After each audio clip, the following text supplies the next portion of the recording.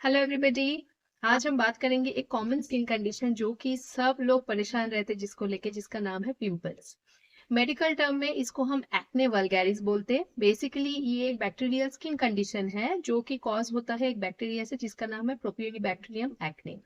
But ये क्यों होता है वो हम देखेंगे पहले। सो बेसिकली हमारे चमड़े में ऑयल ग्लैंड्स बोल के ग्लैंड्स रहते हैं जिसका काम है ऑयल सिक्रीट करना। बट कुछ केसेस में ये ग्लैंड्स थोड़ा हाइपर एक्टिव हो जाते हैं जिसके वजह से हमारे चमड़े में जो हेयर फॉलिकल्स रहते हैं उनका जो आउटलेट रहता है वो ये ऑयल बैक्टीरिया डेड सेल से ब्लॉक हो जाते, जिसके वजह से वो ऑयल्स बाहर नहीं आ पाते और वो पिंपल की तरह दिखते।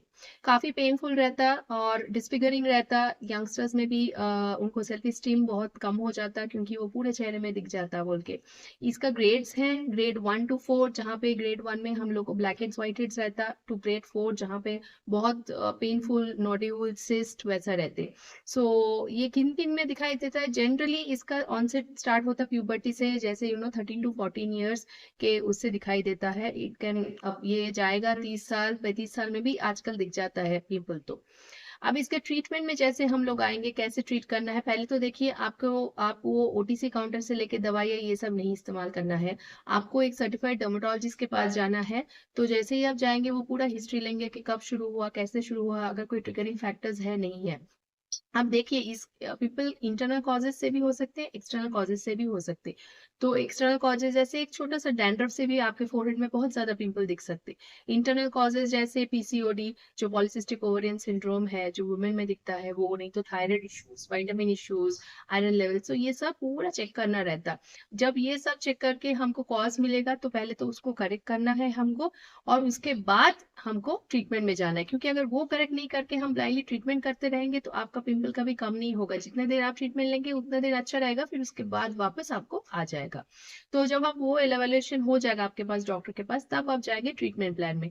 जैसे अब ट्रीटमेंट भी ग्रेड के हिसाब से है। जैसे अगर आपको ग्रेड 1 to 2 है तो उसमें हम क्या करते हैं, हम बस उसमें टॉपिकल क्रीम्स देते, जैसे बेंजोइल पेरोक्साइड रहता है आपका, क्लिंडामाइसिन रहता है नियासिनामाइड के साथ। तो ऐसे हम लोग ट्रेटिनोइड रहता है। तो ऐसे हम लोग क्रीम्स देते जो आपको लगाना रहता है सुबह शाम 2 से 3 हफ्ते। अगर आपको ग्रेड 3 या 4 है, थोड़ा बढ़ के है, बहुत ज्यादा है, पूरे चेहरे पे है, तो फिर आपको ओरल टैबलेट्स में रहना पड़ता है। जैसे एंटीबायोटिक्स देना पड़ता है, डॉक्सीसाइक्लिन या एजिथ्रोमाइसिन।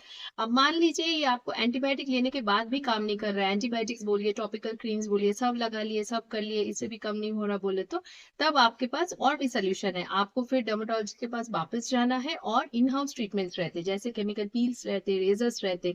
तो इसमें क्या रहता है, वो पील जो रहता है वो प्लांट एक्सट्रैक्ट रहता है, केमिकल नाम का ही, बट वो केमिकल नहीं है, वो एक तरह के वाटर बेस्ड प्लांट से लेते हैं हम लोग। वो चेहरे पे हम लोग लगा दिए तो वो स्किन में एब्जॉर्ब हो जाता है। जैसे स्किन में एब्जॉर्ब हो जाता है वो ग्लैंड्स के ऊपर काम करना शुरू कर देता। और जो वो ग्लैंड्स, ऑयल ग्लैंड जो हाइपर एक्टिव थे, जो ज्यादा ऑयल सिक्रीट कर रहे थे, उसको वो कम कर देते। So as a result of which आपका वो ग्लैंड हाइपर एक्टिविटी बंद हो जाता, ऑयल सिक्रीशन कम हो जाता, तो पिंपल भी कम हो जाता है। एक सेशन में नहीं रहता, मल्टीपल सेशन का बात है ये।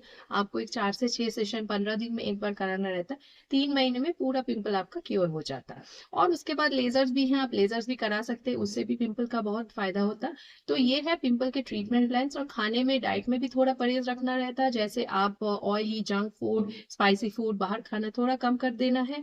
और मिल्क बेस्ड प्रोडक्ट्स जैसे चाय वगैरह पी सकते हैं, लेकिन बहुत ज्यादा नहीं, मे बी 1 कप दिन में, या कॉफी, तो वैसा आप कर सकते हैं। तो ये सब अगर फॉलो करें तो पिंपल डेफिनेटली कंट्रोलेबल चीज है।